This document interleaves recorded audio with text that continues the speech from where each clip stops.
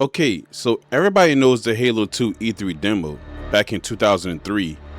Bungie gets on stage, drops this thing, and the whole internet just loses it. And ever since, there's been this rumor that it was fake, that it was all smoke and mirrors. Yeah, about that? It wasn't fake, dude. It was worse than fake, because that demo, at that point, that was basically the only Halo 2 that existed. And a year and a half later, they shipped the game anyway. Biggest launch in entertainment history at that time. And almost nobody realized the version they were holding wasn't even supposed to end where it ends. So let me tell you what actually happened here, because this one's kind of wild. Alright, the demo, June 2003 at E3. I'll just say it. I think it might be the best demo anybody's ever put on a stage. There was dual wielding, the battle rifle, the ODSTs, brutes, all of it, live right there. People went home, they're telling their friends about it, game of the show, easy. And then this myth grows up around it, that it was scripted, that if you nudge the controller the wrong way, the whole thing would crash. It wouldn't be, by the way, people have played it since. But here's the thing that matters way more than fake or not fake. Joe Staten, the guy who ran cinematics at Bungie, said it best, years later, and it's kind of brutal. He said, "We came back from E3 with a demo. We did not come back from E3 with a playable part of a level." Read that again. That demo was not a slice of the game, it was the game, all of it. Every single thing that made that E3 level run, they had to go build it all over again, from scratch, to turn to an actual Halo 2. So right after E3, Jason Jones, one of the Bungie founders, pulls everybody in. And this meaning, honestly, this is where the whole ending of Halo 2 quietly falls apart. The campaign, scrap it, start over. Whole levels, gone. There was this entire other multiplayer mode, Warfare. You know how far along that was. One design document, bro. That's it. A whole mode that exists as a piece of paper. And the ending, the real one, Chief and the Arbiter taking the fight to Earth, actually finishing the war. That was the plan, and it's gone too. From that meeting to launch was about 16 months. 16 months to rebuild the campaign, finish the entire multiplayer, and ship a game Microsoft had already promised people for Christmas. That's not enough time to rebuild a game. That's barely enough time to finish a different one.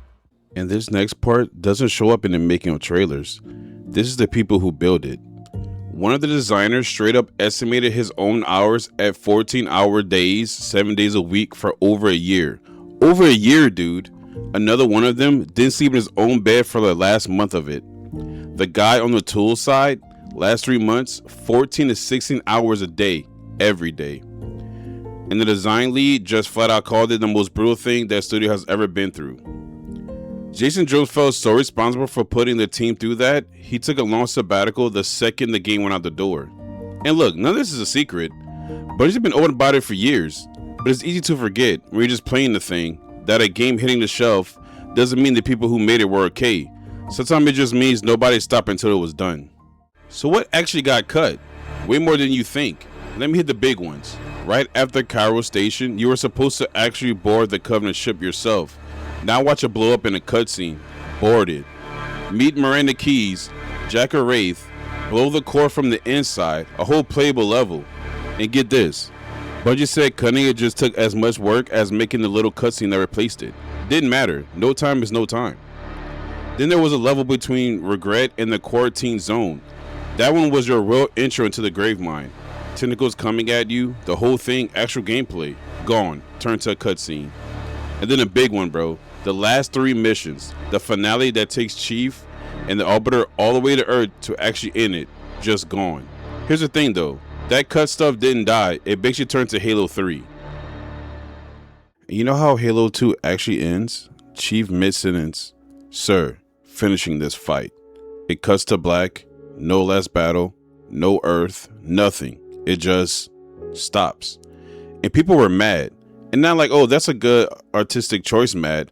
You can feel the missing missions. The ending doesn't land. It just runs out of road. And then watch what happens. 3 years later, the entire Halo 3 campaign gets marketed on 2 words. Finish the fight. Which, like, come on, bro. They took the ending Bungie never had time to rebuild and turned to a whole reason to buy the next game.